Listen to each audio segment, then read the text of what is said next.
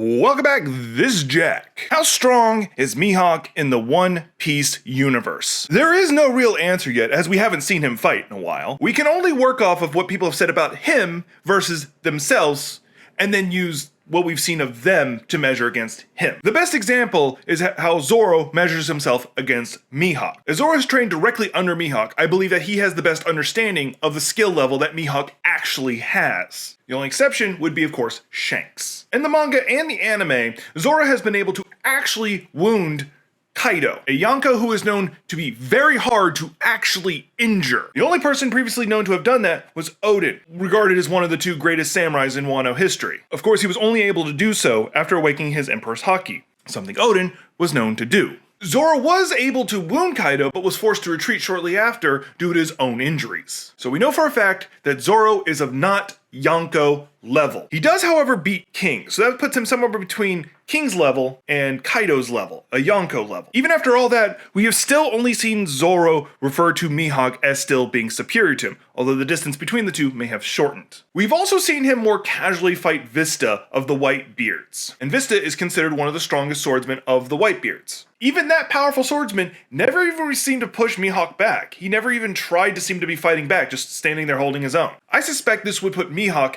casually above King's level. I don't think that anyone could contest that. What that means to me is I would suggest he is actually of Yonko level. Let me explain. Some may hit back with the measuring the distance between himself and Whitebeard. The results you may have seen is Mihawk was still below Whitebeard's notice, which would mean Mihawk is weaker than Whitebeard. At least on surface level, that's what it looked like. I am not saying that he is of Yonko level power-wise. I'm saying he's on Yonko level in raw strength. As of right now, we don't know if he has Conqueror's Haki, but we do know that he travels alone a lot and doesn't actually build a pirate crew for himself. These are qualities that are usually Yonko required. It's for that reason I say he has the strength of a Yonko, able to fight toe-to-toe with the Yonkos, but is not one himself. In fact, I would venture he could probably beat Kaido, Blackbeard, and Big Mama.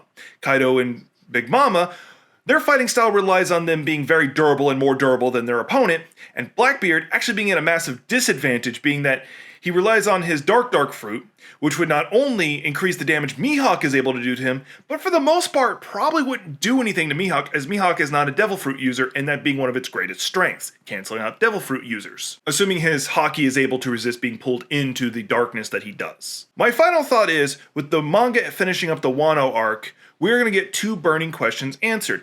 How strong really is Shanks, and how strong is Mihawk? I do believe the next part will have a, we'll say, skirmish between the red hairs and the straw hats. Mihawk will probably step in, probably out of boredom, and verse Zoro, with Ben Beckman going to Sanji instead. Of course, this will not be a life or death fight. This will be more of like the fights between Whitebeard and Rogers, which would have the effect of Shanks now saying Luffy is now his equal. What do you think? There is that comment section down below, and I'd love for you to leave a comment and let me know what you think. And don't forget to hit that subscribe button. You know you want to.